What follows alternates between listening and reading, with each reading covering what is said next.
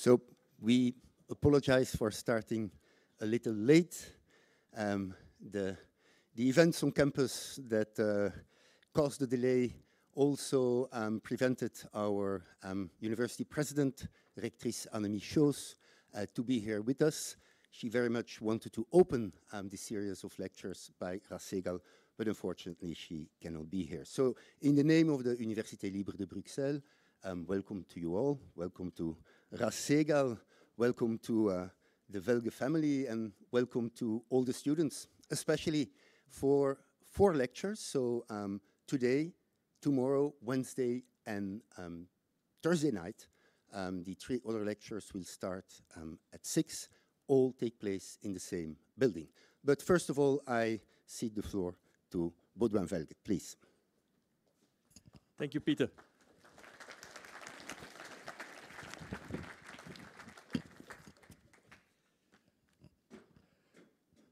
So,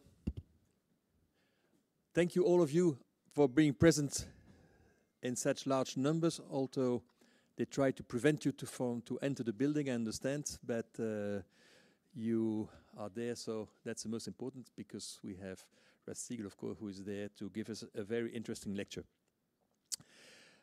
You might wonder why we are meeting again, although it was only last March that the tenant of the 11th edition, Professor Phillips O'Brien, captivated us with his lecture on the importance of logistics in a war. The explanation, of course, is very straightforward. An academic year ranges from September to June and not from January to December.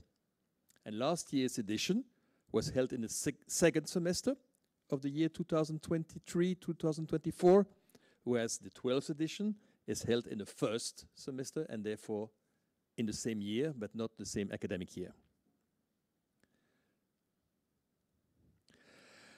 As those who attended the previous editions of the chair know, the chair was the idea of my late father, Baron Jean-Charles Velge, who wanted to honor his friend, the great Belgian historian of the Second World War, Jean van Welkenhuizen.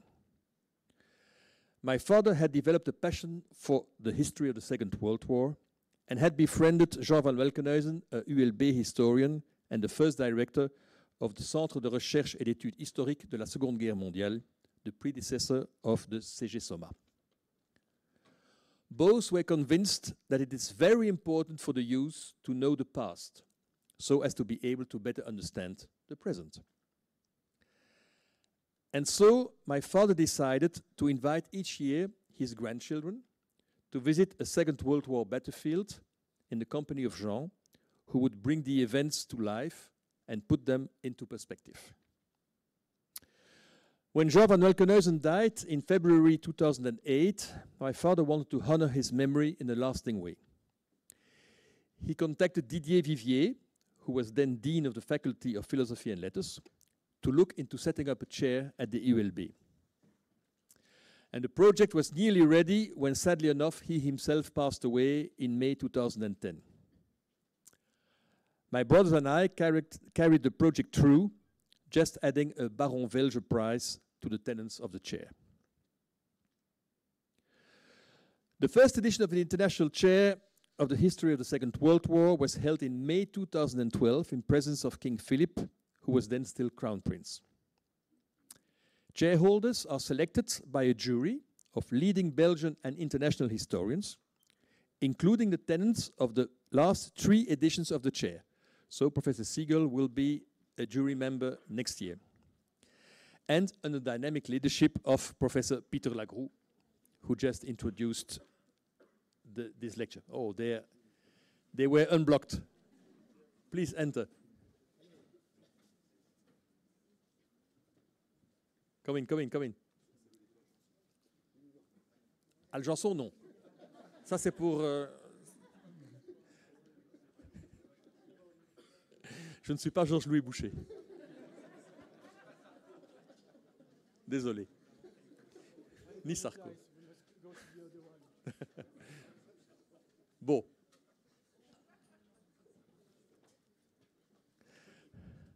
This is a premiere, huh? 12th edition, but this is a premiere. And Several of the historians who held the chair have built a solid reputation since then, not only as historians, but also as sharp commentators of the actuality. This edition's chairholder, Professor Raz Segal, perpetuates this tradition. He has been a very prominent and brave commentator of the Gaza war.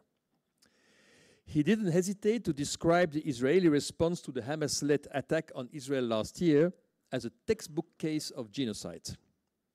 Coming from an Israeli professor specialized in Holocaust and genocide studies, this carries, of course, some weight. But Professor Segal remains in the tradition of our chair in another way also. Last March, I pinpointed that Ukraine has been at the center of the lectures of 4 chairholders already. Timothy Schneider, of course, Andrei Portnov, Philip Sands, and Philips O'Brien. And indeed, Ukraine also occupies a central position in Professor Raz Segal's most famous work, Genocide in the Carpathians, which presents the history of the Subcarpathian Rus, a multi-ethnic and multi-religious borderland in the heart of Europe, in fact, in southwestern Ukraine. Thank you again for being present this evening, although they tried to prevent to come in. And I'll leave the floor briefly to Professor Lagroux to introduce Professor Segal. Thanks very much.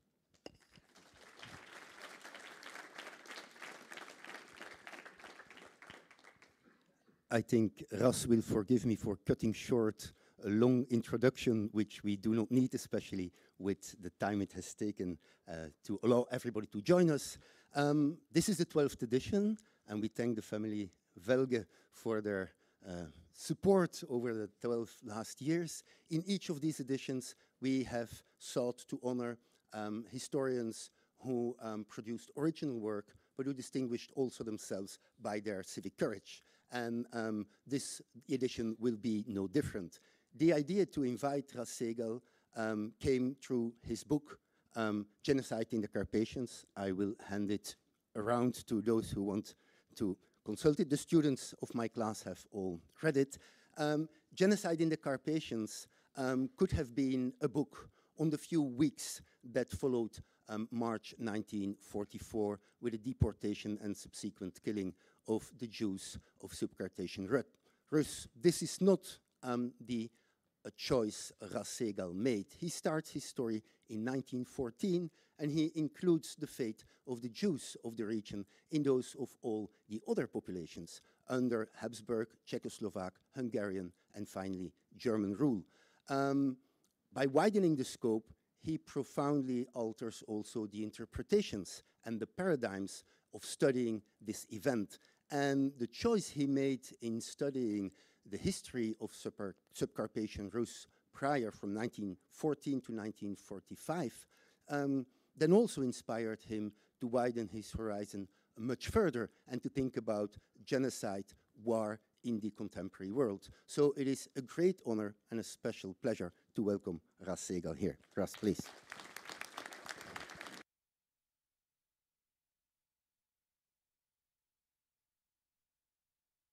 Is this good? Can everyone hear me? Yes? Okay. Thank you so much. Thank you to everyone here in the Free University of Brussels, especially Peter for the invitation for this tremendous opportunity. Thank you to the Velge family for the support for this award and for the support of the work. And as you said, for supporting the project that's probably has never been as urgent as it is today, right, of education, right, of commitment to documented reality about the past, about the present. It's incredible how this documented reality, how research and teaching is under intense attack across the world. And it tells us that it's powerful, that there is power in research and teaching and education and truth, right? So thank you so much to the Velge family, to the university for standing by what a university really should be in the broadest sense of the word. I'll be talking about the Carpathian region tomorrow, and actually about some new research that I'm involved in relation to the Carpathian region on Roma and Jews together. And there'll be some pieces also, of course, from the book there. But today I'm going to be talking more broadly about Southeast European borderlands, and particularly northern Transylvania and western Thrace. And I'll put it in an even larger, towards the end, larger late modern perspective and context, and bringing it to the present. So let's begin.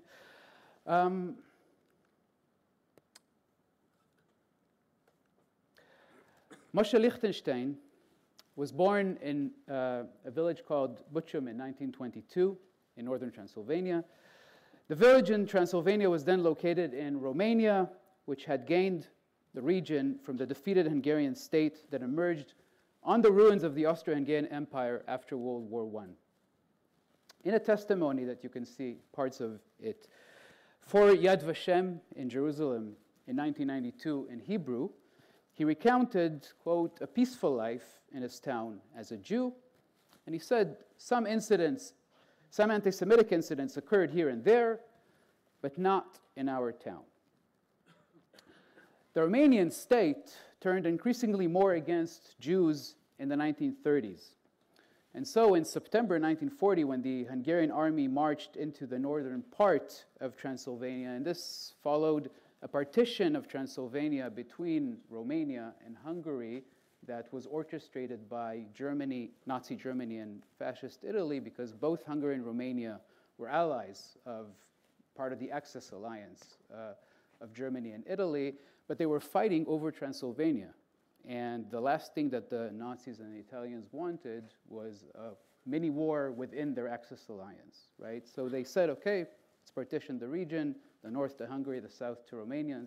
No one was happy, of course, but it was imposed. And so the Hungarian army marched into the region. When that happened, Lichtenstein tells us that Jews in the area were, quote, very happy.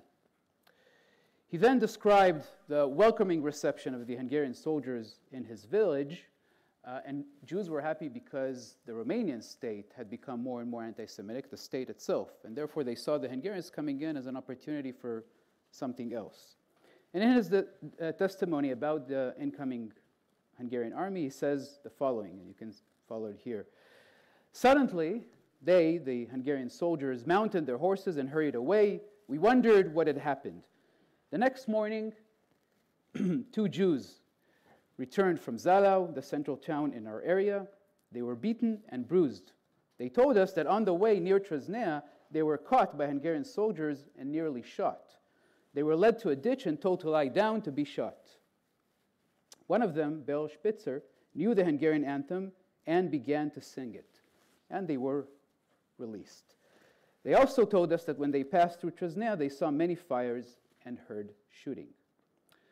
The next morning, this is the end of the quote. Now, the next morning when Hungarian soldiers with blood on their clothes appeared in Buchum, the Jews in Buchum received news of, and again I quote from Lichtenstein here, pogrom. So Lichtenstein uses the word pogrom here, which is a word that is usually refers to anti-Jewish violence. Pogrom that the Hungarian soldiers committed, he tells us in his testimony, not against Jews, but against the Romanians in Trznea. Now, a teacher from Trznea and his pregnant wife managed to flee and hide in Buchum. And then Lichtenstein tells us about them that when the soldiers saw them in our village, they discovered them, they shot them, and they killed them. After a few days, Jews in Buchum went to Trznea, and they saw, and here again Lichtenstein says, the big destruction, but the word in Hebrew that he uses is churban. We'll come back to this because again, churban or churban in the Yiddish version is a word reserved to anti-Jewish violence. So when Jews went to Trznea from Buchum, they saw the big destruction. 8 Jews were also killed, end of quote. But of course, the vast majority of the victims of this violence were Romanians, not Jews. Now, Hungarian soldiers committed only a few such massacres across northern Transylvania in September 1940. But smaller-scale violence, including sporadic killings, occurred in many places.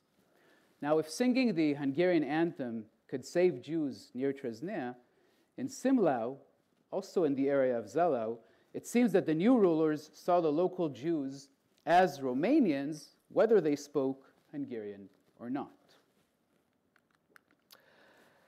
Tsevu Ferenc Cengeli, who was the elected head of the Jewish community there at the time, remembered that 2 or 3 weeks after the entry of the Hungarian army, the Hungarian occupiers, and here I quote again from his testimony of Cengeli, the occupiers rounded up 40 Jews and 40 non-Jews, Romanians, and marched them on foot to Zalău. On the way, there was a hill where just 2 days prior, the Hungarians took 3 Jews and 1 Romanian woman and shot them, Moshkovitz and his sons, and 1 woman, Olta. So there was great fear that we, the people who were rounded up, would be killed there as well. End of quote. But the Hungarian soldiers marched them from there to Zalău, where they placed them in a school building. They didn't shoot them. In the building, a reformist priest, which was likely Romanian, came to their aid. And Cengeli tells us about this, that it changed the atmosphere completely. They, the Hungarians, then took us to work. What work? No work at all. They wanted to parade us through the town, the respected Jews and respected Romanians, to show everyone what they can do. But they made a mistake, a big mistake. The people in Zalău who saw us on the street took off their hats and greeted us by name. So they, the Hungarians, saw that it is not working, and they started releasing us. End of quote. Now, the Hungarian occupiers in other places responded much more violently to defiant behavior by communal and religious leaders. Heyman Mendelovich, who was born in a town called Hudin in 1927, responded to a question in his Shoah Foundation, that's the Spielberg collection, the Shoah Foundation testimony. He was asked about difficulties that Jews in his town faced under Romanian rule, and he said the following. The Romanian government, he said, was not bad. And this was because he was comparing them in his testimony to the Hungarian rulers who took over. So again, Jews were thinking that the incoming Hungarians would be better than the increasingly more anti-Semitic Romanian government, but they quickly discovered otherwise. And he was using a phrase that many Jews used here. The Hungarians came in and took over and quickly were giving us problems. And he says, in fact, I remember one time when the Hungarians came in, they grabbed some kind of a priest. He was telling in the church, we will never give up Transylvania. And when they did have to give up, the Romanians, they caught this priest on our street. In fact, it was at the end of the street, and they killed him, this priest. The Hungarians killed him. And my father said to us to go and fast, because there are problems. Now here, the interviewer, this is a Shoah Foundation testimony from the 90s, so the Spielberg collection.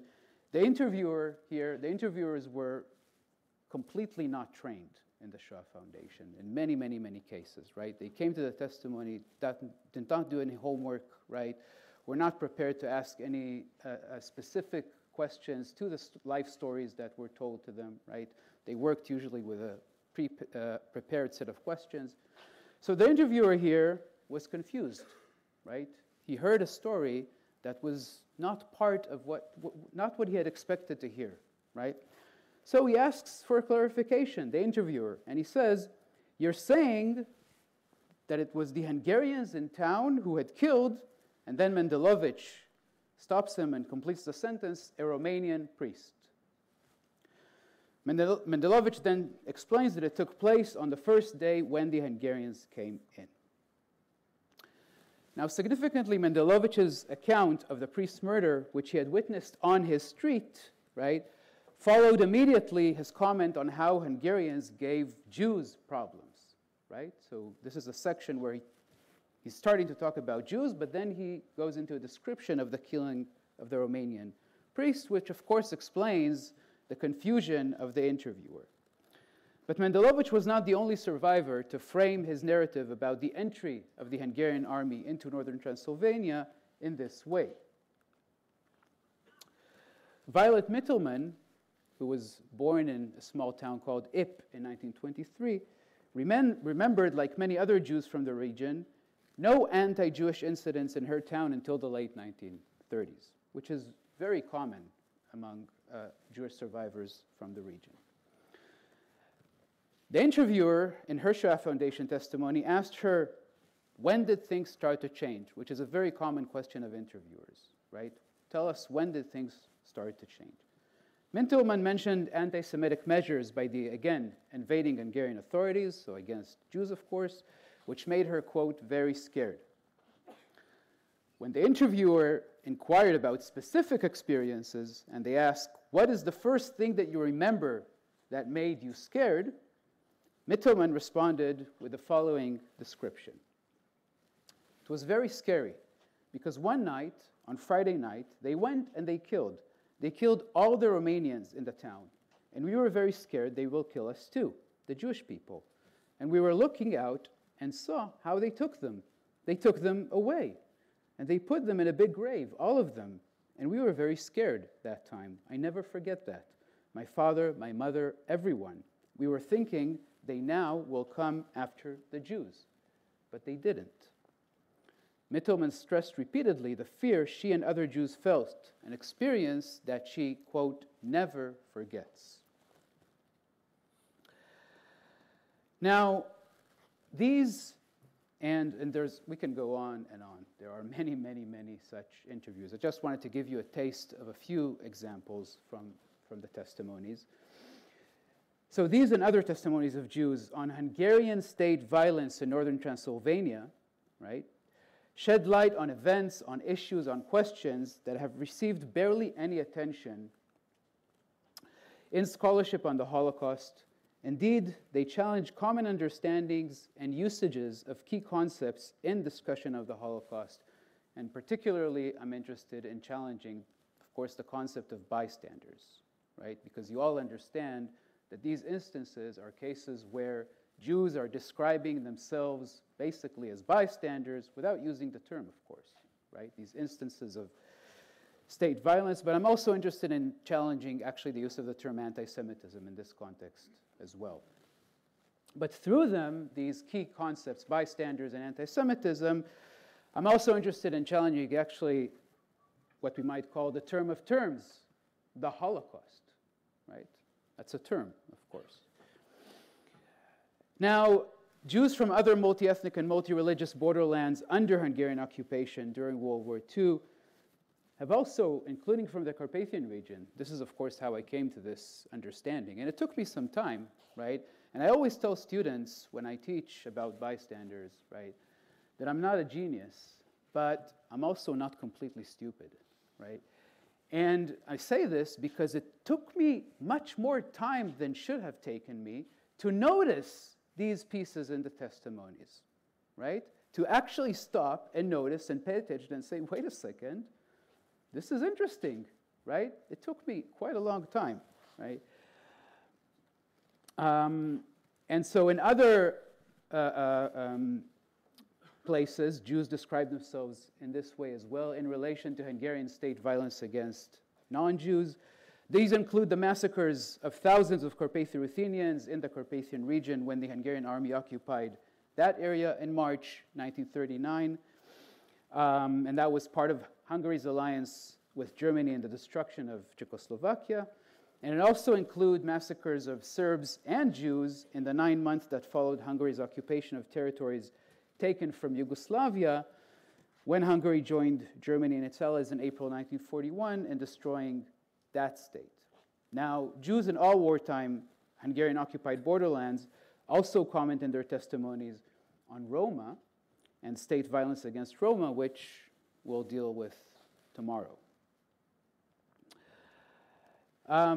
Just a bit of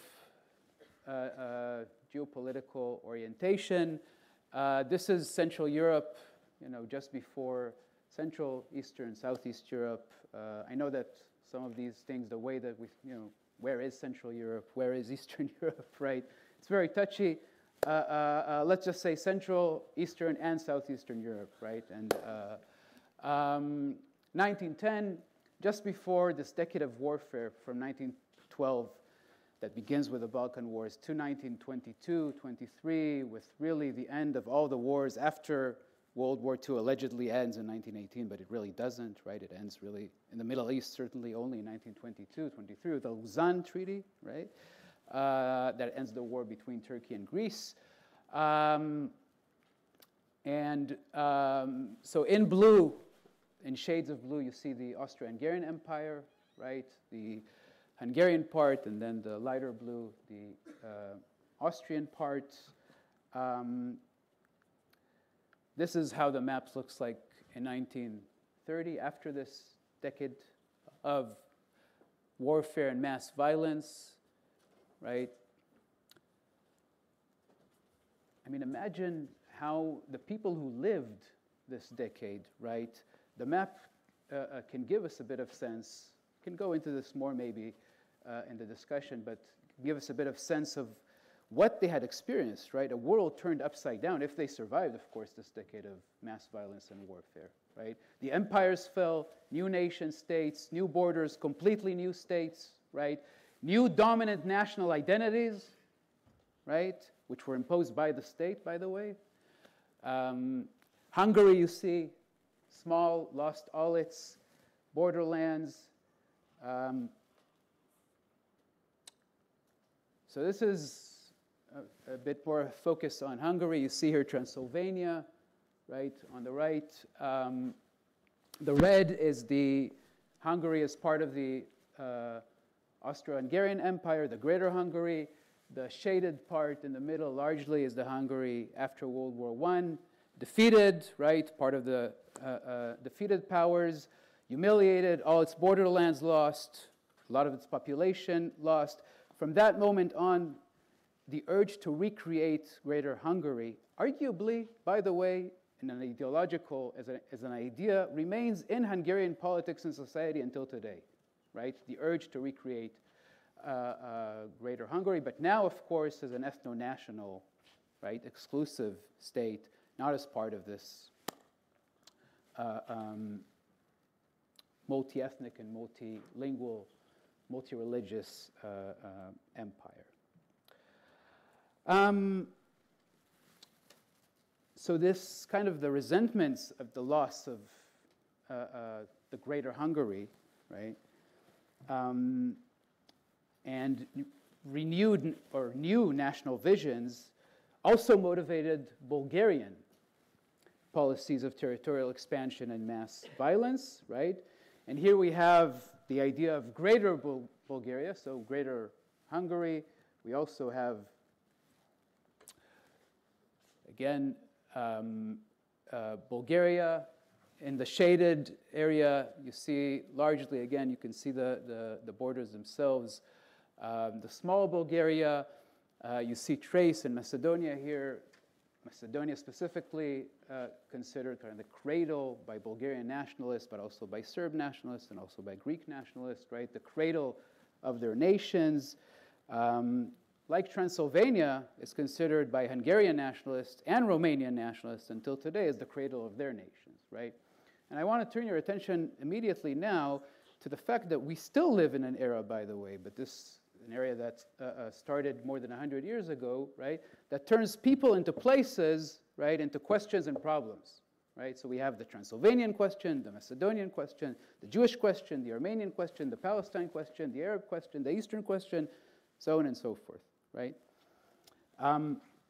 So the Greater Bulgaria that was desired, that nationalists desired and failed to realize, right, since the Berlin Congress in 1878, this pushed Bulgaria into taking part, like Hungary, in the destruction of Yugoslavia and Greece in April 1941, when Bulgaria occupied Eastern Macedonia, again right here, and Western Thrace down there. As in testimonies of Jews from wartime Hungarian borderlands who recounted state violence against their non-Jewish neighbors, right? Jews from the Bulgarian borderlands described in their testimonies the violence of the Bulgarian state against their non-Jewish neighbors, especially against Greeks in Western Thrace, including in a large massacre in September 1941 in and around the town of Drama, and more about this in a few minutes. So these instances of state violence in Southeast Europe happened well before, right? If we think about the Drama massacre that I mentioned, September 1941, the instances of state violence that Jews from the Hungarian borderlands mentioned, these happened well before state assaults against Jews there in these places that are usually subsumed under the concept of the Holocaust. I mean, Peter, you mentioned, right, that you can think about the Holocaust in Hungary, right, beginning after March 1944, that is the German invasion of its ally, Hungary, and the ghettoization and mass deportations from the Hungarian countryside, except for Budapest, very fast deportations where all the trains basically headed to Auschwitz, and within a few months, nearly 430,000 people were deported, 75 of them gassed and murdered upon arrival in Auschwitz, right? That's the Holocaust in Hungary, right? So these instances of state violence in the borderlands that Jews recount in their testimonies, that's not part of the Holocaust, right? Similarly, in the Bulgarian case, we can think about the arrest, the mass robbery, mass deportations to Treblinka of nearly 12,000 Jews from Eastern Macedonia and Western Thrace in March 1943, right?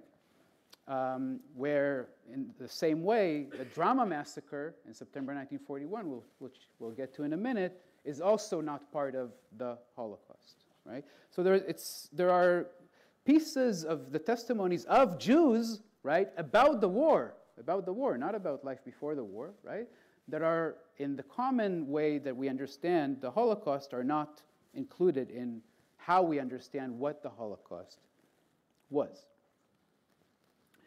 Now, it's important to say, of course, that Hungarian and Bulgarian state authorities planned and carried out the violence, right, also after March 1944 in Hungary and before March 1944 in Hungary, and the same in the Bulgarian case, so it was the same state authorities.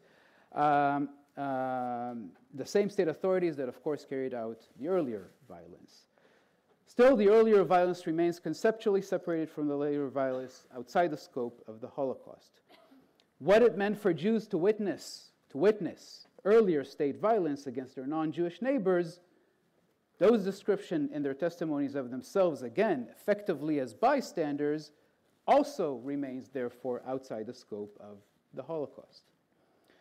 Now, the result of this decontextualization, because this is what essentially this is, it's a decontextualization, right? We take events and disconnect them from the immediate context in which they're embedded, actually, is almost a complete disregard, right? The result of this decontextualization is almost a complete disregard for the social relations that characterize the diverse borderland societies that Hungarian and Bulgarian occupiers sought to destroy in order to turn them into parts of territorially expanded ethno-national states.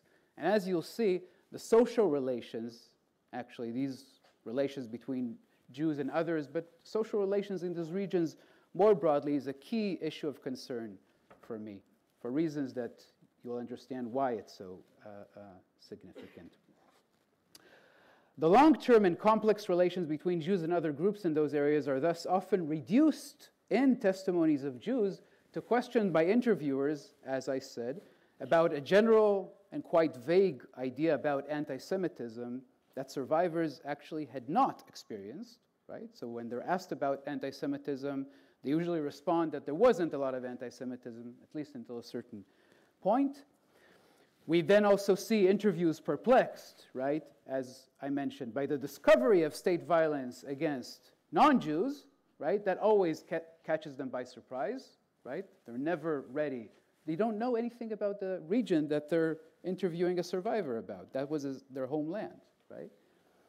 And there's almost a total lack of interest in asking about the experiences of the victims and bystanders when the victims are non-Jews, and the latter, right, Jews.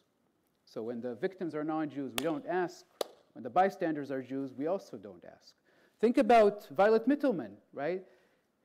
The interviewer asked her, tell me specifically what had changed. She tells them about a massacre in her town, right? That she never forgets. It was, right? And that's it. The interview moves on. No follow-up question, nothing, right? You just heard a story about a massacre. Now think about how much we lose in that as well, because we don't know so much that Violet Mittelman might have told us if she was asked. So think about the process of knowledge production here, right? Of the knowledge that's created, but also the knowledge that is lost, right? So indeed, the creation of the archive, in this case, the testimonies, right? In the Shaw Foundation, any collection of testimonies, of course, is an archive, thus presupposes a historical picture, which viewers, us, then tend to accept because categories like bystanders, like anti-Semitism, but we can also think about collaborators, rescuers, resistance, many of these kind of key concepts that make up the story of the Holocaust that we imagine. We tend to accept the presupposed historical picture because these categories that are meant to open research possibilities and prompt analytical reflection function instead as key markers of the Holocaust, right? Also, of course, in dominant state-sponsored memory discourses. Listening to the testimonies of survivors, and it's very interesting, right? We live in the era of the witness. We're supposed to forefront the voices of the survivors, but we find actually when we really dig into these kinds of cases that we're not listening to the survivors. We're listening to the survivors to hear what we want to hear, right? And we miss basically everything else, right? So we have an opportunity for a far more complex history, right? We're not always happy to hear this far more complex history, but it's very, very important. Take, for instance, the 1997, again, Shaw Foundation testimony, also in Hebrew, of Eliezer Nefusi from Kavala, in, at the time, Bulgarian-occupied Western Thrace. Nefusi responded to a question about, he was asked about German measures against Jews in his town, right? Clearly, the interviewer had very little idea about what they were asking, right? So Nefusi responds with an account of Bulgarian violence against those the Bulgarian perceived as Greeks. And he says the following: I remember there was a very difficult event, referring to the drama massacre. The interviewer then stops to ask about the Bulgarian occupiers. He had just mentioned before that the Bulgarian occupiers, the interviewer has no idea. They ask about the Bulgarians. The Nefusi understands that the interviewer is confused, right? He doesn't want to go into too much historical details, right? He wants to tell his story, so he simply says that the Bulgarians were harsh, quote, like the Germans. And that's good, we can move on, right? Because we said the Germans. We can move on with the story. And he continues, I remember the difficult event as if it were today. Echoing Mittelman, right? Violet Mittelman, who would never forget the mass killings in her town. And as in Lichtenstein's story, with which we began, Nefusi remembers the violence as a sudden rupture, with the same exact word, suddenly, pitom in Hebrew. Suddenly at night, we heard shots, many shots. We did not know what was happening, and we were not allowed to go outside to see. Suddenly knocks on our door. It was a matter of luck. I managed to learn a few sentences in Bulgarian. I opened the door, and Bulgarian soldiers asked about the light in the upper floor. I said that my father is in that room, sick. They said they wanted to see. Luckily, my father was really a bit sick. They then ordered me to turn off the light, and they left. probably because of the few words I spoke in Bulgarian, they decided to leave me alone. The next morning when we came outside, we saw in every corner a person they had killed. They killed many people. So notice also how he mentions the issue of language here, right? In his story of survival of that case of mass state violence. Miriam Shavit was born in Drama in 1919. In her testimony for Yad Vashem, again, 1987, so quite early in that sense, from 1987, she was born very early in 1919, also testified in Hebrew. She remembered clearly the Bulgarian occupation of the town in 1941. She prefaced her description of the massacre with a reference to atrocities committed by the Bulgarian occupiers during World War I, which is a very common way also for non-Jews to describe the Bulgarian occupation. And she describes the World War I Bulgarian occupation. She says the Bulgarians then entered houses, raped women, robbed, and killed. Every Jew and Greek, therefore, feared the Bulgarian entry. Nick Levy, who was born in nearby Kavala in 1921 and gave his testimony for the United States Holocaust Memorial Museum, the USHMM in the US in 2007, described similarly the decision of his family in April 41 to leave the Bulgarian occupied area and move to German-occupied Thessaloniki, right? Which also, in many cases, surprises interviewers, right? So you left the Bulgarian zone and you went to the Germans, right? But this is April 1941, right? They didn't know what was coming. The Germans didn't know yet what was coming, actually, right? Nick Levy says there was an experience from World War I that the Bulgarians had occupied the city, and it was only torture and fear and killing people. So everyone who had an experience from before was telling us what it means to be under the Bulgarians. Now, Shavit remembered that the Bulgarian occupiers quickly confirmed such fears, arresting and imprisoning Greeks on a pretext that they were partisans. The jail was full, she says. The new rulers also created an atmosphere of terror. On the gate to the police station, they hung a person's head. The situation deteriorated sharply in September 1941. There was a curfew, she tells us, and then, again, I quote her, Bulgarian soldiers were shooting outside. They then entered houses and took away young people. They were looking for Greeks, of course, but caught some Jews as well. They killed 10,000 people. All the streets were full of blood. Now, the number of victims of this massacre in the town of Drama was between 2,000 and 3,000 people, with a similar figure in the area around the town. So it seems that Miriam Shavit noted 10,000, right, as a way to stress the magnitude of the crime. And also in testimonies of Greeks, actually, who gave testimony in the USHMM. The USHMM in the early 2000s had a project, actually, of collecting testimonies from non-Jews, right? Greeks describe, there are a couple of testimonies from Greeks in that collection, and they describe this also in very dramatic terms, for example, like the Great Slaughter, and these kinds of formulations. But Shavit, I would argue, actually stresses even more the magnitude of the event by describing it, as you can see here, as, that's kind of the title that she gives the massacre, Our Black Yom Kippur.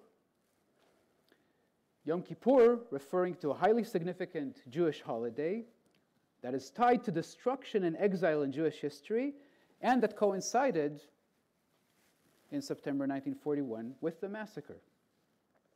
Even, of course, almost all of the victims, right, were not Jews. But Shavit described it as our Black Yom Kippur. Now recall, as I said, that Lichtenstein also used language related to destruction in Jewish history, depicting the violence of Hungarian soldiers against Romanians as a pogrom, and mostly as a big churban, a big destruction. Again, this Hebrew word churban, which is very loaded, again, in Jewish history, meaning destruction. But the word in Yiddish, churban, actually among ultra-Orthodox Jewish communities until today is used to denote the Holocaust, right? So they don't actually use the Hebrew Shoah, right, which is the Hebrew equivalent for Holocaust, right? But in ultra-Orthodox Jewish communities until today, they use Choben, right? This language, right, so using language to describe anti-Jewish violence or to mark them with terms related to Jewish history, right? This language underlines how Jews understood state violence against their non-Jewish neighbors as a very real attack also against themselves. Our Black Yom Kippur. This is very explicit, right? That is against their societies, their hometowns. This is what they were, which is also part of the problem of imagination, also of us as the audience, right? When we are viewing, listening to survivors, it's difficult to imagine, right, that these were their homes, right? The Polish Jewish legal scholar Raphael Lemkin captured the essence of wartime Hungarian state violence in a similar way, actually, when he wrote in his book from 1944, Axis Rule in Occupied Europe, very well-known book in which he coined the term genocide, right? He wrote about the Yugoslav territories that Hungary had occupied in April 1941 that I mentioned before. And he said about those territories that the Hungarians, he's writing this during the war, right? The Hungarian authorities have introduced a genocide policy by endeavoring to impose a Hungarian pattern, right? And he tells us, as Prekramurja and Medzimurja are inhabited also by Slovaks and Croats, this, again, multi-ethnic, lingual, religious territory, the genocide policy affects those races. In Bachka and Baranaya, it affects the Serbs and the Jews, right? So he tells us there's a very diverse area, there's Hungarian occupation, the occupation targets everyone, right? And the goal is to impose a Hungarian pattern. And he sees this as genocide, right? He describes this as genocide in the book in which he coined the term genocide. So Lemkin thus understood Hungarian state violence as particularly destructive, indeed genocidal, because of related attacks against a number of groups that aim ultimately to impose this Hungarian pattern. That's how I suggested we should understand impose a Hungarian pattern, to obliterate diverse societies as a whole and turn them into parts of this ethno-national greater Hungary, right? Now, Lemkin's account was rooted, of course, in a professional framework of international law. That's what he was. But most probably, it also reflected his personal view of Eastern Europe as his homeland, right? Lemkin was from Eastern Europe. In that sense, Axis Rule in Occupied Europe, this book, may also be read, actually, in a way, as a form of testimony itself, which deserves a completely different lecture. But it's interesting to think about this very foundational book also as a form of testimony. Even though, of course, Lemkin managed to flee the German and Soviet invasions of Poland in September 1939, he first went to Lithuania, then to Sweden in 1940, and eventually settled in the US in 1941. Now, decades separate Lemkin's book and references to Jewish histories of destruction and Hebrew language testimonies that I showed you, but they resemble, the testimonies resemble Lemkin's understanding of state violence in the way that they also focus on the attack against societies as a whole, right? The Jews themselves, right, actually tell us about state violence holistically. Again, in the service of imposing a Hungarian pattern, a Bulgarian pattern, we can use Lemkin's language in this way. Now, these testimonies that I showed you, many of them were collected in Israel by Yad Vashem, which is a central Israeli Holocaust Commemoration and Education Institute. These testimonies, in other words, are not where one might expect to encounter such references to state violence against non-Jews, actually. Rather, one might assume that these testimonies would reflect decades of living, of thinking, of imagining, of remembering within the Jewish Israeli national framework, in which violence against non-Jews during World War II poses a threat to a very important idea, the idea that the Holocaust is unique, that you can't compare it to anything else, that you're not allowed to compare it, that you shouldn't compare it, that it's dangerous to compare it, right? But it's precisely there, like in Miriam Shavitz's testimony, that one finds actually the starkest elaboration of how Jews remembered experiencing the project to impose the Hungarian pattern. And it is in these testimonies that survivors disrupt common understandings and raise new questions, indeed, about the Holocaust, pushing us, perhaps, if we are actually listening to them, right, to inquire anew what the Holocaust actually was. Right? So I do argue, actually, that we don't know, even today, what the Holocaust actually was in its fullest sense. Right? And what it means for us today. Again, if we understand, if we raise these new questions, and I remember when I decided that I want to be a Holocaust scholar, I wanted to study the Holocaust, go to do a master's in Jewish history, that's how I understood that at the time, right? Then a family member, right, who thought that I should be an engineer, said, the Holocaust? We know everything we need to know about the Holocaust, no? Is there anything else that we need to know about the Holocaust? My God, we need to know so much more about the Holocaust, and we need to understand it in new ways because it's so significant that we know and understand it in new ways for the world around us today, as I'll suggest towards the end of the lecture. I also want to say that my comments about listening to survivors, not listening to survivors, or how we should be listening to survivors, right, is partly rooted in the fact that I grew up with 4 of them, right? And it took me a long time to realize to what extent we're not listening to survivors, right, as a grandchild.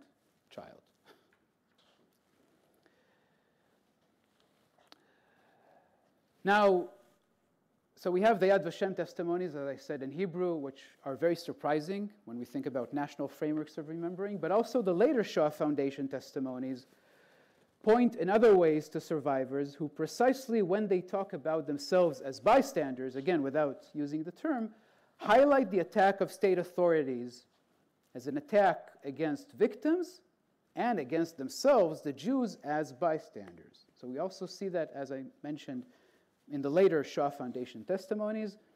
They do this, as I mentioned, by associating directly negative changes in the lives of Jews with state violence against their non-Jewish neighbors. Right? This is particularly clear in Mittelmann's account of the massacre that Hungarian soldiers committed against Romanians in Ip, her town, which, if you remember, followed the interviewer's question about the lives of Jews. When did things start to change? Right? Jewish survivors point in their memories of themselves as bystanders to the violent state, also by highlighting it as a sudden and inexplicable ruptures in their lives, right? So as bystanders in their lives, right? Remember Lichtenstein and Fussi, who used the word pitom, suddenly, to begin their accounts of state violence. And Mittelmann ended hers by telling her interviewer, she turns to the interviewer in this account of the massacre, and she says, I don't know why they did that, right? And in a way, it's a very revealing comment, because think about it, is there ever really a reason for such a massacre, right? It is actually inexplicable, right? You live with people your whole life, suddenly a foreign army enters the town and kills all of them, right? I don't know why they did this, she says, right? But immediately she added something that seemed to her also self-evident. They didn't want Romanians in that city. The interviewer doesn't inquire, as I said, further at all, immediately returning the interview to the focus on Jews and only on Jews as victims. No further question, right? What remains, therefore, unaddressed and indeed unexplained is not only the rationale of state violence, why did they do this, right? But also its impact on relations between Jews and Romanians.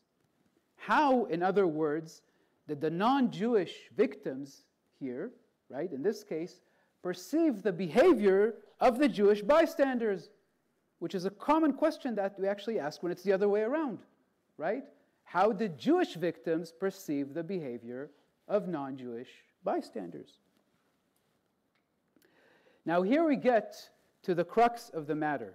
Since the identity of the bystanders here as Jews disrupts a common tendency in Holocaust scholarship to consider bystanders in a generalized and decontextualized way, removed from particular times, places, histories, and circumstances. Bystanders, right? General, as if all bystanders everywhere are the same.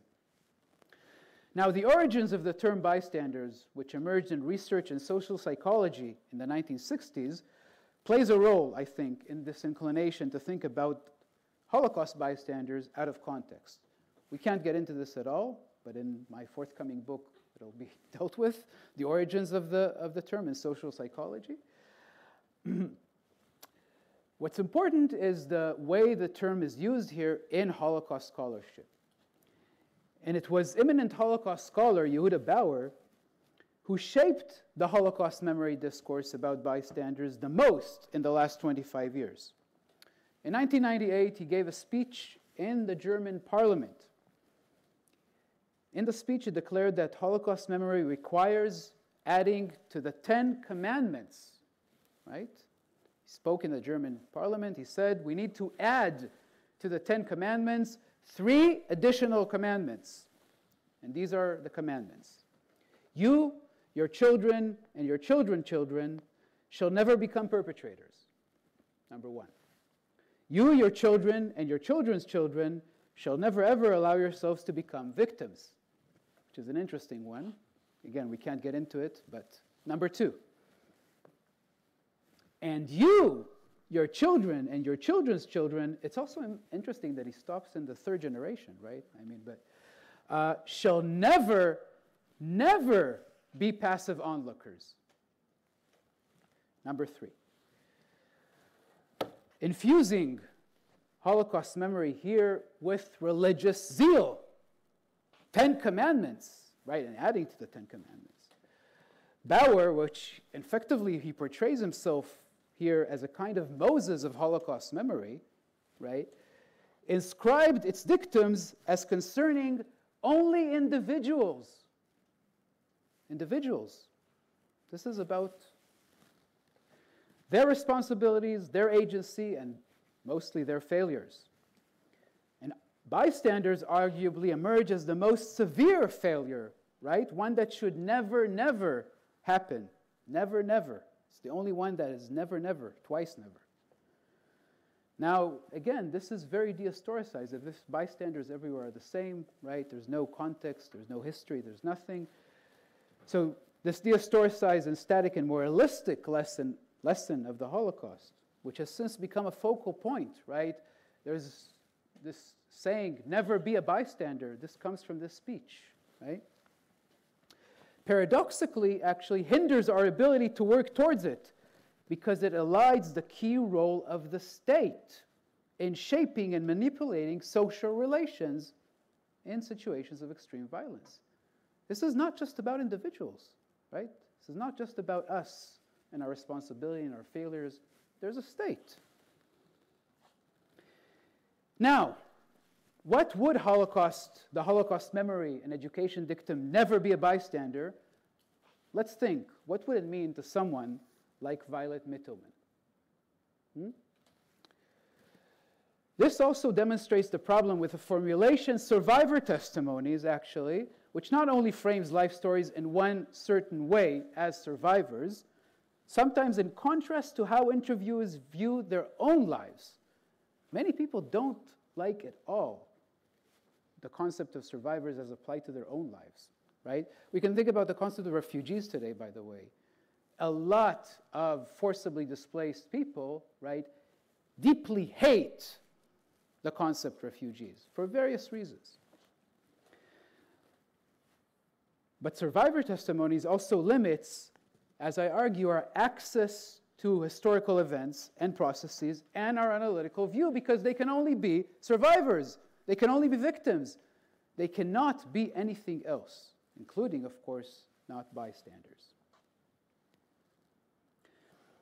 Other Holocaust scholars have also begun to challenge the way we use this concept, bystanders, but they did this by looking closely at historical realities that the concept obscures more than clarifies in relation, again, still in relation to non-Jews, but starting to open up the discourse. These scholars, this new research in the last 15 years or so, rely on perspectives of bystanders themselves, right? So testimonies of bystanders, I mentioned the USHMM project, for example, of recording bystander testimonies. In these testimonies, non-Jews recounted communal violence, that is people attacking their neighbors, that had occurred when non-Jews attacked Jews, primarily in the context of the German invasion of occupation in Poland or the Soviet Union in the summer of 1941. These testimonies of non-Jewish bystanders shed light on how pogrom perpetrators turned their societies into spheres, and I quote here from research of Lithuanian historian Violeta de Violeta. She writes that these pogrom perpetrators turned their societies into spheres of, quote, fear of mutual surveillance, intimidation, and coercion that would endure for decades after the end of the war, and these locals, scarred forever by the experience of extreme violence, that is, by neighbors attacking each other. And this is related to her study of testimonies of non-Jewish bystanders in Lithuania. However, as political scientists Jeffrey Kopstein and Jason Wittenberg have shown in a very interesting and important book from 2018 on anti-Jewish pogroms in the summer of 1941 with the German invasion of the Soviet Union, this sort of violence, communal violence, occurred in less than 10% actually of all cities and towns where Jews had lived. In other words, in most places it didn't occur. Much more common then where non-Jews had witnessed as bystanders the attacks of the German occupiers on Jews. But we know virtually nothing about these bystanders beyond, of course, the kind of unsubstantiated generalizations about indifference or hostility to Jews or whatever it is that applies to bystanders everywhere in a kind of a general way. The same applies to non-Jews who had witnessed as bystanders state violence against Jews under Hungarian and Bulgarian rule during World War II. And even more so, since Southeast Europe has received significantly less attention in research on the Holocaust. And it's interesting because it's an area where nearly 1 million Jews had lived, Southeast Europe. Right? Most of the attention is, of course, on the areas to the north and the east under direct German occupation. This means that we have paid far less attention to the sort of wartime state violence in the service of Greater Hungary or Greater Bulgaria, which has remained terribly common also in the nation-state system in our world, right? State violence is very common. That's why we have 117 million forcibly displaced people in the world around us today. 117 million. You can go on the UN website and it'll tell you every 5 minutes how many are added to this, how many are children, how many so-and-so, all the statistics, right? Because state violence is a feature of our world. This renders the pieces of testimonies of Jews from these regions when they describe as witnesses state violence against their non-Jewish neighbors especially significant for our world of nation-states and state violence, both in the effort for historical description and analysis and due to this relevance. What does the historical picture that emerges from these testimonies then tell us about the question I posed, that is, how did the non-Jewish victims in these cases perceive the behavior of the Jewish bystanders? So it suggests that we need to think actually not, as I had already hinted at, not in the frame of bystanders, right? I'm actually a big proponent of throwing away the term completely. Sometimes we need to throw away terms, right? We need to throw away this term, even though it's in the title of my lecture, right? And instead, we need to think in the frame of social relations. which is actually blurred by the concept of bystanders. Right? Specifically, social relations in multi-ethnic and multi-religious societies and the impact of state violence on them. Now remember that many Jews describe in their testimonies the warm welcome of the Hungarian army by Jews in northern Transylvania. Initially, they thought that this would be good. Some of the Jews actually comment on this and on what this did to the perception of their non-Jewish neighbors explicitly. Just one example, Flora Iak remembered great joy among Jews in Shibishana, her town, when the Hungarian army entered. But then she immediately says, she doesn't wait for the interviewer, of course, who they would not have asked us in any case, but she immediately explains, right, that this great joy of Jews meant that Romanians were very angry. She says, in some places, as we saw, Jews witnessed at the same time as they were expressing great joy, and in some cases this great joy was expressed by hanging Hungarian flags from the window, for example. So it was very visible, right? They also witnessed the violence of the Hungarians against Romanians. And they also had no options of helping their neighbors, of course, right? Never be a bystander. But what does that mean? I always ask students when I teach this, what does this mean? Right?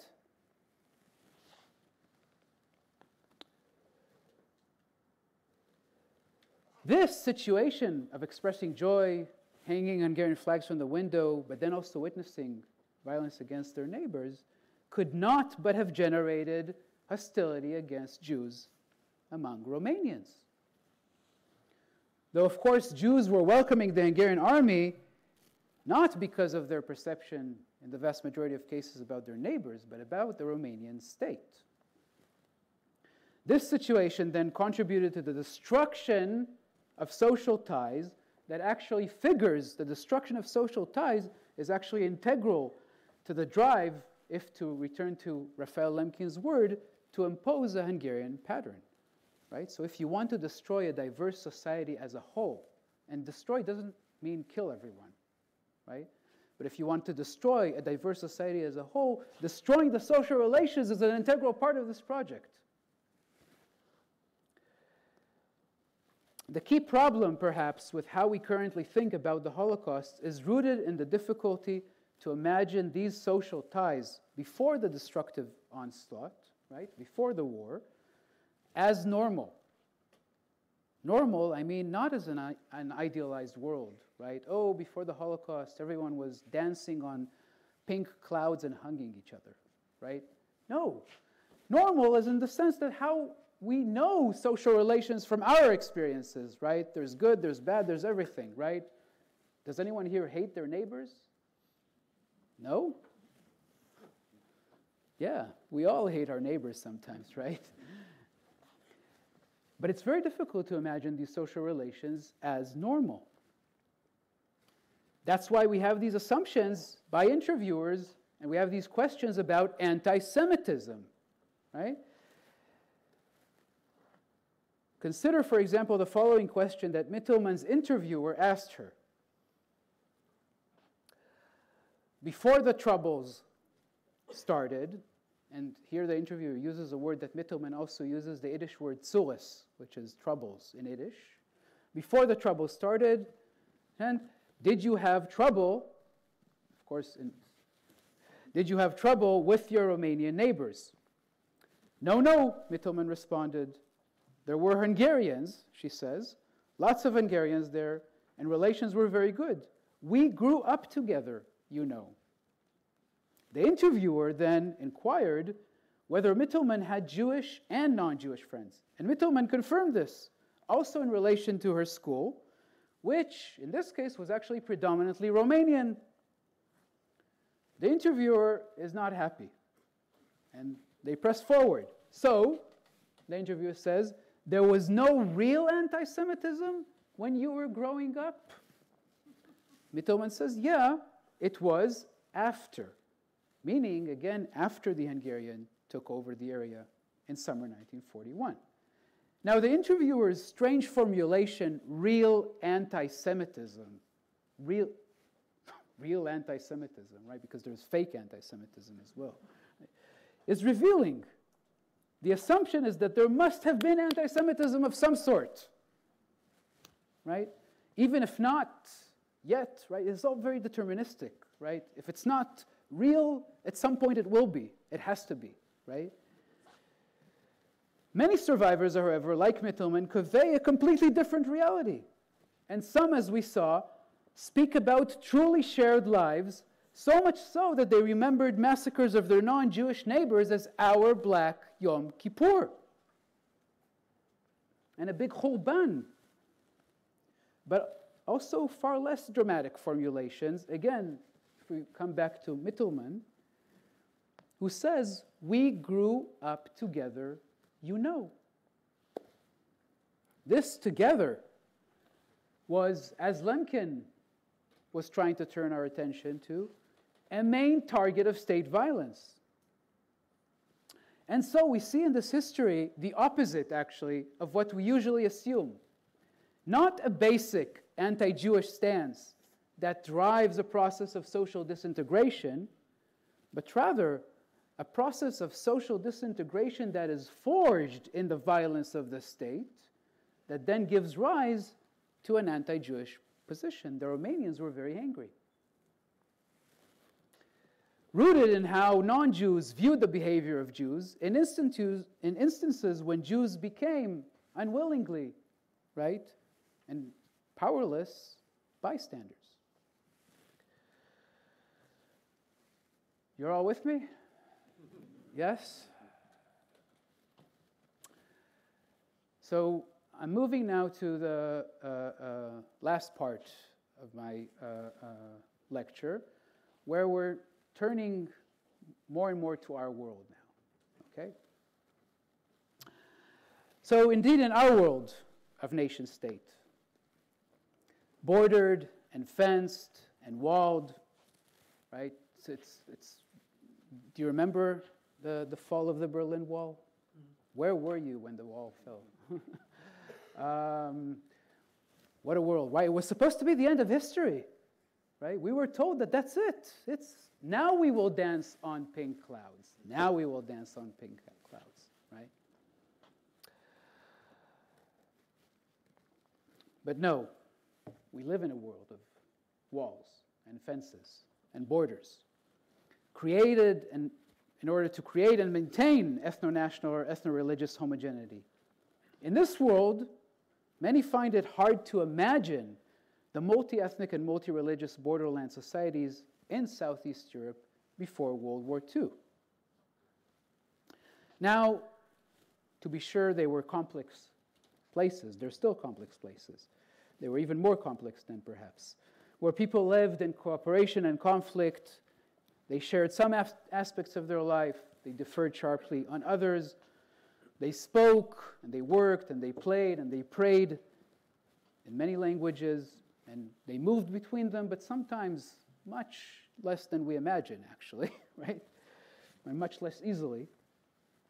But these complexities were their lives, and these were normal lives. For nationalists and for state authorities, they were questions and problems, right? Coming back to this world that turns people and places and societies to questions and problems. They needed to be solved, right? Think about the language that we all know very well, right? The final solution, the Nazi final solution. The Nazis didn't invent anything. Gas chambers. But they were rooted in their world of turning people and places to questions and problems that needed to be solved, right? Turned into part of national patterns. Our world of nation-states is sadly the nationalists' world. That wasn't supposed to be the post-Holocaust world, right? The post-Holocaust world reproduced the problems that led us to the Holocaust. That's why we have 117 million forcibly displaced people around us today. 117, that's well over twice as many as at the end of World War II. The histories, and I want to turn now specifically to Western Thrace in northern Greece today. The histories of borderlands, such as Western Thrace, throughout the long 20th century, and we can argue that we're still stuck in the 20th century in 2024, right? Which is unfortunate, but we're still stuck in the 20th century. These histories provide further glimpses into the making of our world in the image of the nationalists, right? So let's take, for instance, Komotini, one of the main towns in Western Thrace. The town's municipal park includes a World War II memorial, a large sword aimed at the sky, honoring Greeks who fell in battle. A far smaller memorial is located, arguably a bit hidden, I would say, at the other side of the park, devoted to the town's Jews, whom the Bulgarian occupiers persecuted, arrested, robbed, humiliated, and deported to German hands in March 1943. The Germans then murdered them in Treblinka. Separated in this nationalistic way, right? Greeks on one side of the park, Jews on the other. Both memorials, together with the rest of the park, cover the former Muslim cemetery of Komotini, with no trace for the unsuspecting visitor that it actually ever existed there. Now, no Jews live today in Komotini, but a bit more than half of its population is Muslim. The municipal park thus reflects the current Greek national view, which is the memory of Jews, right, this memorial, who are not considered an integral part of the Greek nation, serves to erase a site that demonstrates the belonging to the place of Muslims, their cemetery, right, who are also therefore not included in the Greek nation. The exclusion in both cases refers to people who were and are citizens of the Greek state, right? So this is about citizens, people who have formal belonging to the state. The Greek state expelled the vast majority of its Muslim citizens in the frame of the Lausanne Treaty in 1923 that ended the war between Turkey and Greece from 1921 to 22, the last war of this decade of warfare and mass violence. The treaty included an agreement on forced population transfer between the states. It pushed 1 million Muslims from Greece to Turkey and 500,000 Greek Orthodox Christians in the other direction, nationalizing religious identities in the process. So the Muslims became Turks nationally, and Greek Orthodox Christians became Greeks nationally. The Muslims in Western Thrace, however, were exempt from the expulsion, I think primarily to balance the request that Greek Orthodox Christians in Istanbul remain in their homes. Both groups, therefore, Muslims in Western Thrace and Greek Orthodox Christians in Istanbul, acquired the status of recognized minorities in their states. Minorities is another one of these concepts, new concepts of the 20th century, as a political concept, right? People are made to be minorities, like Muslims in Western Thrace and Greek Orthodox Christians in Istanbul. That is legally protected, though in practice facing in the last 100 years various forms of marginalization, discrimination, exclusion, and for Greek Orthodox in Istanbul, also episodes of violence.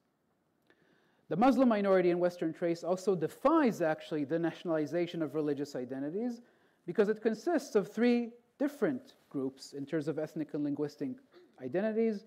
There's the Turkish-speaking people, mostly in and around Komotini. There are Slavic-speaking Pomaks in the mountains near the border with Bulgaria. And there are Roma. The Roma are also part of the Muslim minority in Western Thrace, and they live in settlements, quote unquote, that are actually separated from towns in various ways, so they're segregated. The Muslim minority in Western Thrace has never managed to overcome this fragmentation and create any shared leadership or political agenda, leaving all 3 groups vulnerable to the manipulations of both Greek and Turkish state authorities, as well as the Bulgarian occupiers during World War II. The Turkish government has viewed the Muslim minority in Western Thrace as a diplomatic asset in its relations with Greece and other states since the Lausanne Treaty. During World War II, Turkey thus aimed in its relations with the Bulgarian government to keep Muslims in the region from leaving. They wanted them to stay, right, as a diplomatic asset.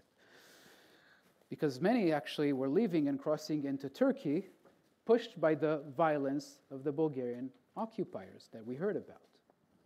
The Turkish government, therefore, also made an effort to shield them, the Muslims, primarily those speaking Turkish, from the kind of discrimination, persecution, and violence that the Bulgarian occupiers, as we saw, aimed against other Greek citizens, Jews, and Greek Orthodox Christians. Still, all three Muslim groups in Western Thrace faced persecution and violence also under the Bulgarian occupation, primarily the systematic robbery of the local population, accompanied at times by violence, acute food insecurity because the Bulgarian occupiers confiscated agriculture, and the constant threat of abduction into the forced labor units of the Bulgarian army. The Bulgarian state also attempted the Bulgarization, the forced assimilation of the Pomaks.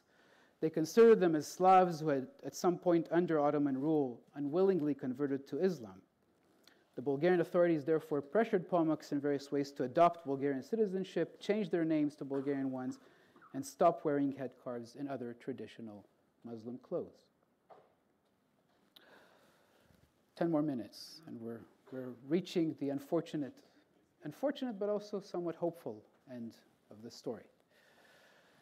While Muslims remained in place in Western Thrace in 1923, around 50,000, and here enter another group, Armenians arrived in Greece, together with the Greek Orthodox Christians, having survived Ottoman and Turkish mass violence and genocide during and immediately after World War I. Most of the Armenian refugees in Greece lived without citizenship status in the 1920s and 1930s. They could apply for citizenship only in 1925 after having lived in Greece for at least 3 years. Many of them at this point, however, still considered the possibility of returning to their homes, now in Turkey. They knew that receiving Greek citizenship would deprive them of the possibility of obtaining Turkish citizenship based on their former Ottoman citizenship. The Turkish government, however, used various legal mechanisms in 1927 and 1928 to make precisely this, the return of Armenians, impossible, those from Greece or anywhere else. That's how most Armenian refugees became completely stateless, right? Now, the Greek authorities, after World War I, responded to Armenian statelessness by enthusiastically supporting the idea that Armenian refugees immigrate to Soviet Armenia, right? A scheme that was proposed by the League of Nations, the predecessor of the United Nations, and this very much fell in line with nationalist thinking that defined people in national terms and then placed them, quote unquote, in their supposed homelands. Of course, these Armenian genocide survivors had never before been in that territory that became, after World War I, Soviet Armenia, right? Everyone needs to be in their place, right? Greek state authorities saw the Armenian refugees in Western Thrace, which were several thousand people in 1924, as particularly problematic, actually, as the state preferred to settle Greek Orthodox Christians in this border region, and as tensions between Armenian refugees and local Muslims at times escalated to actual violence. So the Greek state forcibly removed a few thousand Armenians from the region to other parts of Greece in 1924, and a few hundred others left Western Thrace, indeed, for Soviet Armenia throughout the 1920s. A couple thousand Armenians thus remained in Western Thrace in the 1930s. They managed to pass World War II and the Bulgarian occupation largely intact, in large part because, as stateless people, they very happily agreed to the demand of the Bulgarian occupiers to become Bulgarian citizens, right? And that's also very common of stateless people. If they finally manage to find authorities that offer them citizenship, and the Bulgarians were very eager for them to accept this citizenship, many of them take this jump on this, right? Now, with the return of Greek rule after World War II, most Armenians in the region, Bulgarian citizens during World War II, now identified unfavorably with the wartime Bulgarian occupiers, then also left to Soviet Armenia primarily. This sort of imposed crisis of loyalty, right, created by the state in these changing and unknown circumstances. No one knew how things would develop as they were unfolding, right? So this imposed crisis of loyalty also plagued the lives of Pomaks after World War II. The Greek state identified also them with the Bulgarian state across the border. There were also Pomaks on the Bulgarian side of the border. And now this border between Greece and Bulgaria, of course, also became a Cold War border, right? So the Greek state actually imprisoned Pomaks, effectively imprisoned them in a restricted military zone, which surprisingly remained in place until the mid-1990s. So a few years after the fall of communism, also after the fall of the Bulgarian communist state, only then this restricted military zone was removed.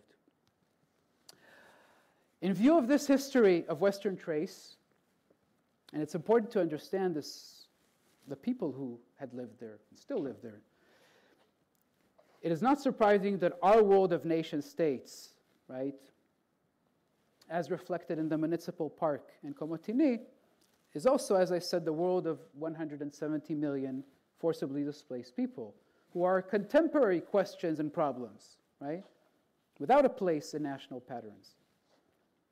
Western Thrace is, in fact, a hotspot of what we call refugee crisis, right? As the current Turkish-Greek border at the eastern edge of the region now is a EU, European Union border.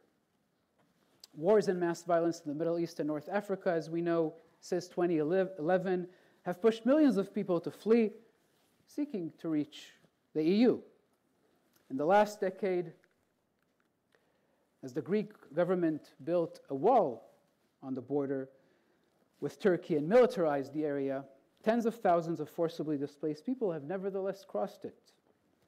Many hundreds have gone missing or died due to the dangerous Evros River, which constitutes more than 200 kilometers of the border, and due to the violent pushback of people by the Greek police and the army and the Greek authorities. Times, if I'm not mistaken, even by armed civilians in some cases. In August 2023, very recently, I'm sure you heard about the wildfires that raged in the region for more than 2 weeks, burning nearly 100,000 hectares of forest and killing many animals. It was the largest such fire ever recorded in the European Union, which was a result of prolonged drought, high temperatures, and an unusually dry winter. Global warming. The wildfires also killed a group of 18 forcibly displaced people in the border region, including 2 children. This didn't stop some politicians, including the Greek Prime Minister, as well as people in the region in some cases, to immediately blame the migrants for the wildfires. I think you're starting to see where I'm going with this, right? Current assessments of global warming include forecasts of hundreds of millions of forcibly displaced people in the next few decades, and this is the lower forecasts, actually, because they will not be able to remain where they are. 60% of us, of humanity, live in coastal areas. And the world's ice is melting and sea level is rising in frightening speed. And the ice doesn't care what we think about this, you know? We think about this, if we think about this at all, as a crisis, as a potential apocalypse, right? Confirming all kinds of end-of-the-world Hollywood movies where societies collapse and people are at each other's throats. Maybe there's a romantic couple that races to save the world, or if not, at least to fall in love, right? We speak of climate crisis, of refugee crisis, of migration crisis, and we blame the refugees. But as award-winning science journalist Gaia Vince has argued, and if you haven't read her book, Nomad Century, highly recommend that you run to read it. Migration will save us because it is migration that made us who we are. What a surprise. Human history is about moving. Is this news to anyone? Human history is a history of migration, and humans have always migrated to respond to change and respond effectively. That is, to change their circumstances, their life, their possibilities for the better. Now, if we understand climate migration as a fact of our world, people will move because they will have to move, right? We should also understand that our militarized and surveilled border fences and walls, rooted in the rationale of the bordered and homogeneous nation state, which Lemkin told us about, right? They make no sense. This makes no sense to anyone, also to state authorities, also to the powerful, also to the rich. If we all might need to move, we need to welcome and learn from those who can teach us something, actually, about movement in our world. Forcibly displaced people are not a threat. They're an opportunity. Now, we know this very well also from the history of forcibly displaced Jews in our long 20th century, right? This is really one of the lessons of the Holocaust, right? Who were the Jews, the refugees in the 1930s and 40s? Jews, right? Fleeing Nazism and fascism and encountering what everywhere? This. We also know this if we think about towns from southern Italy to upstate New York that had all but died culturally, socially, and economically, only to be brought back to life. But who? Forcibly displaced people. Thinking about Holocaust bystanders in the way that I suggest can help us in the tremendous task of moving in our world, or more accurately, of envisioning and realizing the transformation we all need urgently. For what Miriam Shavit is telling us, and we might actually say teaching us, trying to teach us, is incredibly urgent at this moment. She didn't use our Black Yom Kippur by accident. She was trying to tell us something, right? And she knew that we're not listening, so she said, I'll tell them Yom Kippur about violence against non-Jews. Maybe that will, the red lights might flash or something, right? What she's trying to tell us is incredibly urgent and also, from a historical perspective, incredibly obvious. People have the ability to create rather fast a strong sense of belonging to place in relation to people from other groups. That's what she was trying to tell us. That is a sense of a shared society. After all, many of the Greek Orthodox Christians in drama had arrived from the Ottoman Empire after 1922 and had lived in drama for less than 2 decades in September 1941 when the Bulgarians massacred them. As in many other cases of nationalist violence, the perpetrators also destroyed in that act drama's shared society, to such an extent that Miriam Shavit remembered the massacre as our Black Yom Kippur, even though it wasn't aimed at Jews. Gaia Vince tells us that to meet the unprecedented challenge of global warming, we will need to organize movement on a global scale. Organize. That will necessitate, quote, overcoming a geopolitical mindset, the idea that we belong to a particular land and that it belongs to us. The testimonies of these people in the wartime borderland societies of Southeast Europe, Jews and non-Jews, bystanders and victims, provide opportunities for us to imagine just that. A different world, different societies in the past, imagine in the past, but also in the future, right?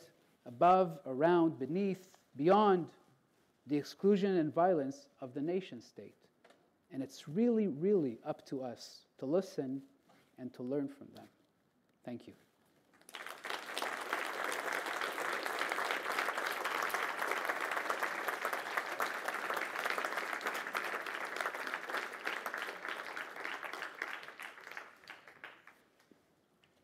Thank you very much. We can take 3 questions, and we'll take 3 questions in a row and then allow you to respond. So please also know there will be tomorrow, there will be Wednesday and Thursday, but don't hesitate to ask. Here, Simon Watain. Thank you. So I wondered what is the state of the collective memory in Eastern Europe about what the Holocaust was, to return to the first part of your lecture. So I know that in Western Europe and in the US, there is a general lack of knowledge about what the Holocaust was, as you mentioned, but I wondered what are the conversations that you might have with colleagues from Eastern Europe and working on the subject as well. Is it also something that is completely moved on and we forgot about it in Eastern Europe as well? We'll take 2 more questions. If there are no other questions immediately, please, you can. So that's a great question. So, and it requires a very long answer, but I'll answer briefly in two ways. Let's take both Hungary and Bulgaria. Okay. So the project of Hungary was to create a greater Hungary, right, in these borderlands. Okay. And part of the project was to basically cast people in these borderlands that the state did not define as ethnic Hungarians, right? Because these are all state-imposed identities, right? It's not how people understand who they are, right? It's what the state tells them that they are, right? So anyone not considered Hungarian, according to the view of the state, right, was then cast somehow to be marginalized, discriminated, removed, deported, killed, changed in these different borderlands, right? Northern Transylvania was one of them, the Carpathian region, and the Yugoslav territories, the Delvedek.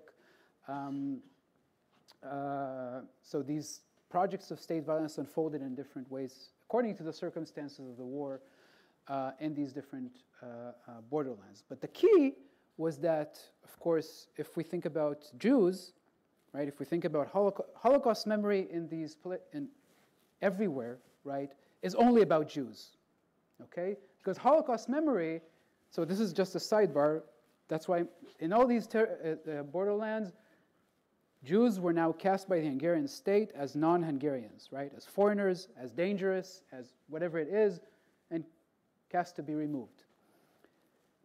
So I mentioned this idea about Jews because, and this is the sidebar here, Holocaust memory is just about Jews, right? Because the idea is that the Holocaust is unique, okay? Why is it so important that the Holocaust would be unique, right? That way we can disconnect it, right, from everything else, right, including state violence during World War II, right? So it's not about us, it's about the Germans. It's not even about the Germans, it's about the Nazis. And the Nazis are an accident. Right? The Nazis are simply an accident. We defeated the Nazis, the good guys defeated the bad guys. There's some problems with the narrative because there's a Soviet Union, whoops, right? No matter, right? And we can go on in this history of what's considered modern progress, right? This word. So it's just about Jews. It's unique. Right? It also corresponds very well with the idea that Jews are unique people, right? Which is a very dominant idea in the Judeo-Christian civilization, right? So it's just about Jews, it's just about Nazis, it's not about, that's what's considered the Holocaust, right? In Hungary, it's just about March 1944 and onwards, right? But there's a twist here, you know, because the discourse, for example, the state discourse in Hungary, if we think about the borderland specifically, right, because this is not about Hungarian state violence, it's about the Nazis, right, then now the state can turn around and say, well, actually, Jews were Hungarians, and many of them actually spoke Hungarian, and many of them indeed identified in various ways, culturally, linguistically, as Hungarians, right? Many of them were very patriotic Hungarians, like German Jews were, you know, first and foremost, for the vast majority of them, Germans, right? The government, the Hungarian government today can turn around and say, the Jews actually, in these borderlands specifically, which are not part of Hungary today, right, and this is the key, right, the Carpathian region is part of Ukraine, which is particularly important in our current moment, right, can turn around and say, well, the Jews were actually Hungarian Jews, and that shows the significance of Hungarian history in those regions. They are actually part of Greater Hungary, right? Orban in Hungary several years ago was actually not hinting, was quite explicit, that in the event of a breakdown of Ukraine, right, then it's clear where the Carpathian region should be. Using the Jews as Hungarians, the people that the state slated for destruction, right? So, we might say a misuse and abuse, but it's not. It's a use of Holocaust history. That's how this history is used. Completely misunderstood, blurred, disconnected, decontextualized, right? As if Jews float around in the world without context, as if those weren't their really homelands, right? And now their homelands are suddenly recovered as their homelands only when it fits the view of the state today, which is, by the way, according to the same ideology that drove the destruction of the Jews. So that's Hungary. Okay, again, there's so much more to say about this, right? I call this, you know, making Hungary great again. Right? Bulgaria. Bulgaria is particularly interesting because the narrative in Bulgaria, who knows what the Holocaust narrative of Bulgaria is? Let's see. Yeah. Rescue! We love rescue stories, right? It's great. We can leave the film with a warm feeling here, right? The Bulgarians are angels. Half of my family comes from Bulgaria, the other half from Romania, okay? When I started to, and I mean, Bulgarian scholars are speaking about this for more than a decade now, right? About what the real history of Bulgaria during World War II and the Holocaust is, okay? But the idea that Bulgarians were angels who rescued Jews and they were somehow different, right, than other nationalists, right, is very strong also among a lot of survivors and their descendants, Bulgarian Jews, including my family, Bulgarian Jews in Israel. I grew up in Israel. Particularly strong, this idea of the rescue of Bulgarian Jews, right, which is really a myth, I have to say, okay? And I remember that once there was my family eventually, when I started thinking about Bulgaria in this sense, and I talked with some of them, they were all very angry, right, at challenging this idea. And eventually they wanted to have a family meeting, right, of like 40 or 50 angry family members, all committed to the idea that Bulgaria is what they imagined that Bulgaria was, but they wanted to listen. And it was, you know, violence was averted. But so Bulgaria is a narrative about rescue, right? But who deported? Just a simple fact that we all know, right? Who deported the Jews from Western Thrace, right? The same state that massacred Greeks in Western Thrace, right? Bulgarian authorities. The Holocaust in Hungary was a Hungarian state project. Yes, the Germans murdered the Jews in Auschwitz. But the Germans would never be able to murder the Jews in Auschwitz if the Hungarian state had not ghettoized them, robbed them, used the train services to deport them, and so on and so forth, right? And this happened because it was a Hungarian state project, right? And we know that when states did not saw that deporting the Jews was against their interests, and we have these kinds of cases, it didn't happen. It didn't happen, right? So it was a Hungarian state project, a Bulgarian state project, right?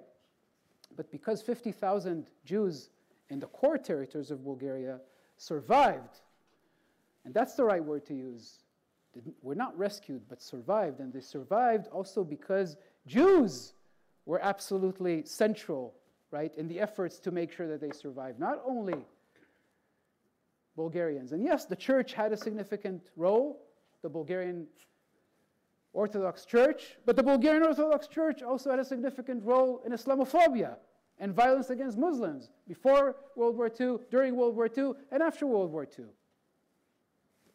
Right? Bulgaria is the state that deported hundreds of thousands of Muslims at the very end as communism was collapsing.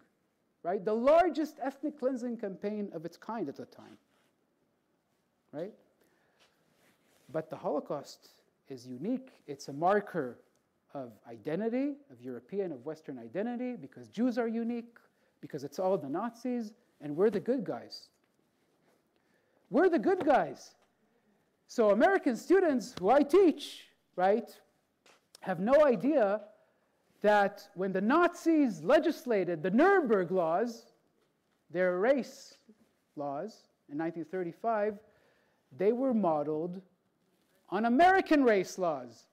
Modeled, I mean that Nazi lawyers sat in the US and studied American race laws and then modeled their race laws on that because that was the model racial state. So Bulgaria is rescue. Hungary is Greater Hungary today, right? The US, G.I. Joe to the rescue. Right? Thank you. Thank you very much. We still have one surprise for you before we move on to drink, but this lecture series is also linked to a prize, the Baron Welge Prize, and I now ask Baudouin to come to the fore and hand the prize to Raz Segal. Thank you very much for this lecture. I will not make a resume because it was very complete, but I'm very much afraid that the last part of your speech, in which you said that we'll need refugees and we'll need people to come in to rescue, the first part, in fact, shows very clearly that people don't really want that and do a lot of other things. So I'm very hopeful that we change things, but there is a lot of work to do. In any case, we are very grateful that you accept to come and to give this lecture, and that you give 3 more lectures tomorrow, Wednesday and Thursday. And I grant you with big pleasure the prize carrying the name of my father in memory of his love of the history. Thank you very much. Thank you so much. Thank you. Thank you. Thank you. So, and then now for the very last surprise. Some students here understood the last part much better than most of you. Western Trace is a very complicated story, and some of you might have been lost. And they understood this better because we have been reading about the region for the last couple of weeks. But another group, I think, understood perfectly well where we were because they traveled to Western Trace early October. And this is maybe part of the small family history of this international chair. When I first had the idea, I dreamt about going to Western Trace to take my students there, a trip I organized with my colleague, archaeologist Vasiliki Saripanidi and Jeremy Lambert of Beaux-Arts. I contacted Yorgos Antoniou, who was the 2019 chairholder, and I asked Yorgos how to go about this. And Yorgos said, I have this friend Raz Segal, who takes his students to Strays. So you have to meet Raz. So I met Raz in Thessaloniki, and I did some industrial espionage, copying parts of the field trip that Raz had organized with his students, I think in May? Yes. In May last year. And so Raz told me, well, you absolutely have to meet Vasilis Ritsaleios, who is a history professor from Komotini. And so Vasilis is sitting here. And then I met Vasilis in Komotini. We had a coffee in a very beautiful Lasky bar. Lasted for about 3 hours, I think. I told Vasilis that I absolutely wanted to go to the Bektashi and Pomak villages. And he said, well, I know somebody who can get you there. I have a friend photographer from Kavala, who is Adonis Pasvantis, who is sitting right next to him. And he spent 3 years to gain the trust of these local villages, and he can bring you there. And this is exactly what happened. When we drove with our 4 minivans from Edirne into Greece, we met Vasilis and Adonis at some highway exit, and we spent, I think, a quite exceptional day in the mountains with these Bektashi communities. And this is how we also discovered the artistic work of Adonis, gathered in this small book on the banks of the Evros River, to which Raz also referred. The Evros River, which is the external border of the European Union today, but also a place of many borders, many minorities, and many intense human experiences of refugees, but also of local minorities. So after this trip, we wanted to share what had been a very strong experience, and the first way to share this with the university community at large was to bring Adonis pictures to our campus. And so we had the project to have this exhibit, not just in a museum, but in the new cultural space of the campus, Point Culture, and this is where we are going to have our reception in a few minutes. So I invite you all to discover the quite exceptional work of Adonis, which is part of our experience. But in the way of sharing the experience of discovering the region of Thrace, the students had another idea, and I am more than glad to see them the floor, and they will show a little preview of the project they have about sharing the experience of traveling to the place. Please. Thank you. So first, thank you, Mr. Segal, for the fascinating lecture. Yes, so the last part of the lecture came very apropos for what follows, because, yeah, we will continue the journey to Thrace.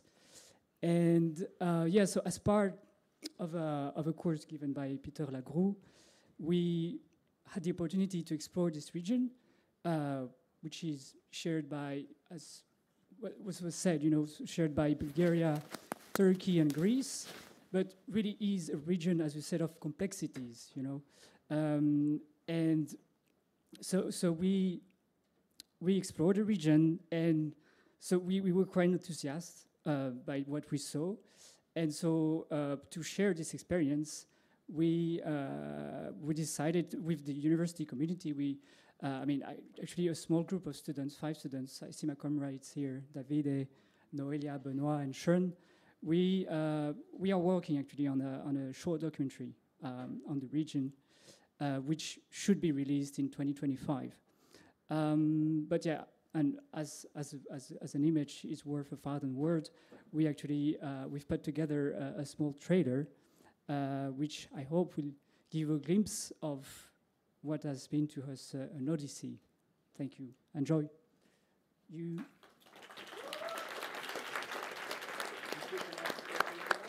Yeah.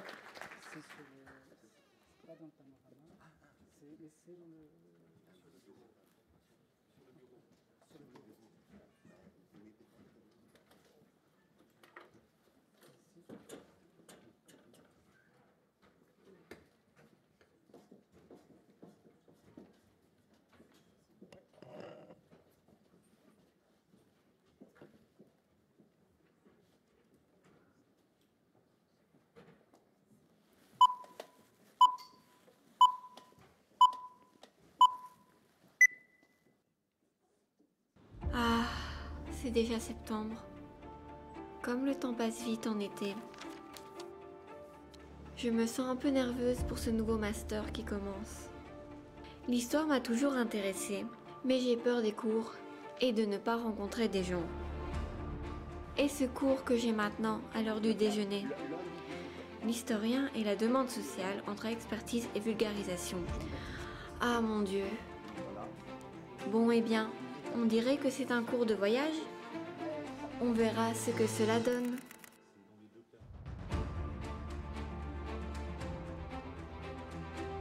Nous y sommes au cœur de ce cours. Nous sommes arrivés en Thrace. Et notre travail en tant qu'historien commence.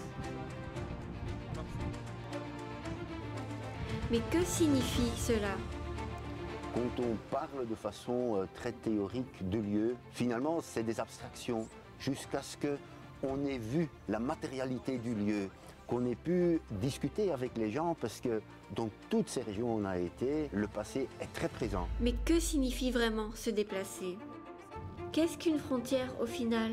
Rien d'autre qu'une ligne tracée sur un terrain.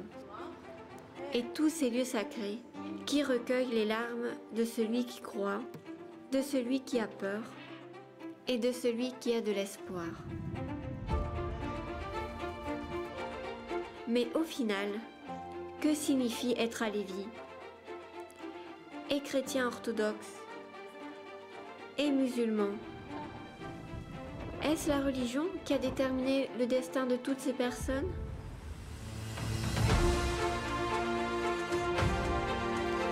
Dans la fatigue, nous rions et nous partageons. Beaucoup d'informations traversent nos têtes et on ne peut penser qu'à ce qui va se passer demain. Au fil des jours, nous devenons une grande famille. Nous nous prenons soin les uns des autres et nous nous écoutons. Que se passe-t-il lorsqu'une expérience te traverse, te blesse et te marque à jamais ?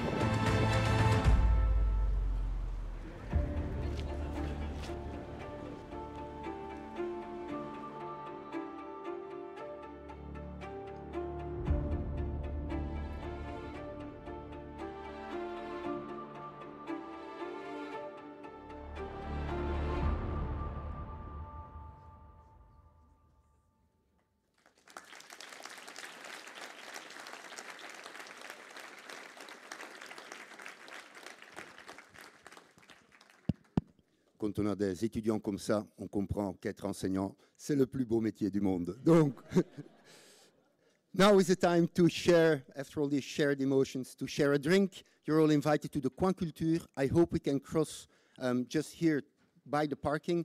Coin Culture is right in front of the entry of the library, Avenue Paul Léger. So just follow us, we'll move in a convoy. There's drinks and there's meze, lots and lots of food, so please don't leave us